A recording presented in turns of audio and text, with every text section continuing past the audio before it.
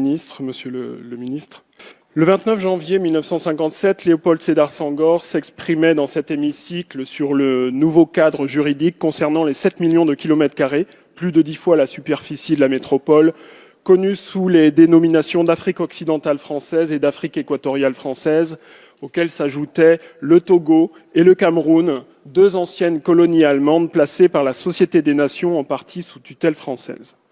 S'inquiétant de la volonté manifeste du pouvoir central parisien déjà de balkaniser l'Afrique noire et d'assez mal régler la nature des liens qui devraient désormais unir les peuples d'Afrique aux peuples de France, Léopold Sédar Senghor terminait néanmoins son discours par une note d'espoir. « Je vous dis que la France est un arbre vivant, ce n'est pas du bois mort promis à la cognée. » La récente gifle infligée par le Mali au gouvernement français nous dit autre chose. En venant bien trop tardivement au Parlement, parce qu'il est trop tard, vous vous êtes privé de l'avis éclairé du peuple de France qui vous aurait dit il y a fort longtemps que c'est assez de cette guerre. Le Mali, pays souverain, nous demande de partir. Notre seule solution est donc de partir. Mais le mal est fait.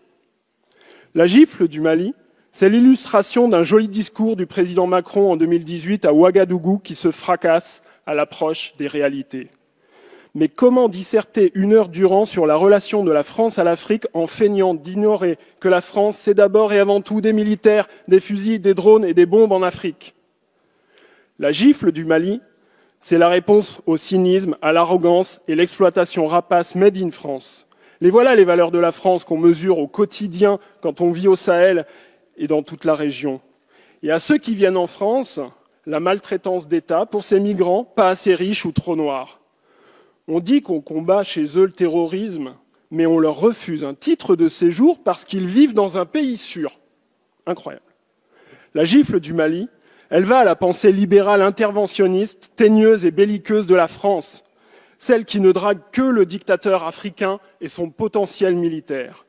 La gifle du Mali, elle va à l'État français qui a privatisé sa politique étrangère pour l'intérêt de quelques capitaines d'industrie arrogants, quand le peuple de France, lui, n'en bénéficie plus.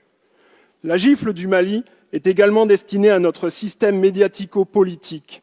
Ministres et parlementaires godillots, plateaux de France 24, RFI ou de la chaîne parlementaire célèbrent dans une connivence coupable leurs mensonges pour nous expliquer que certains troisièmes mandats sont bons, d'autres pas, certains putschistes défendent la liberté aux côtés de la France et d'autres pas, la com pour seule boussole.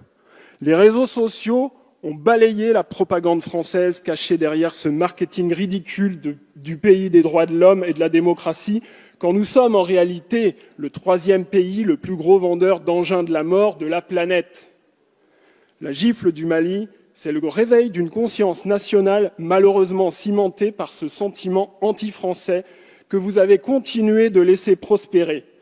Être continuateur de l'erreur, c'est commettre l'erreur en l'aggravant.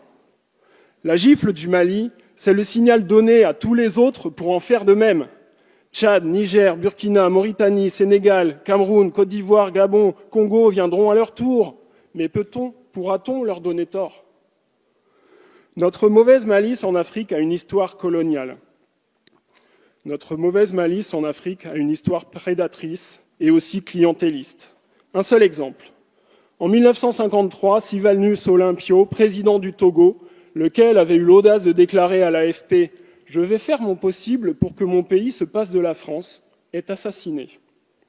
Et depuis, la France exerce une pression violente, ultra-violente et constante sur le Togo, toujours dans le camp du dictateur, toujours avec l'oppresseur, toujours contre le peuple togolais. Rien d'étonnant à cela. Plus la France s'adresse à un petit pays, plus sa prédation est immense.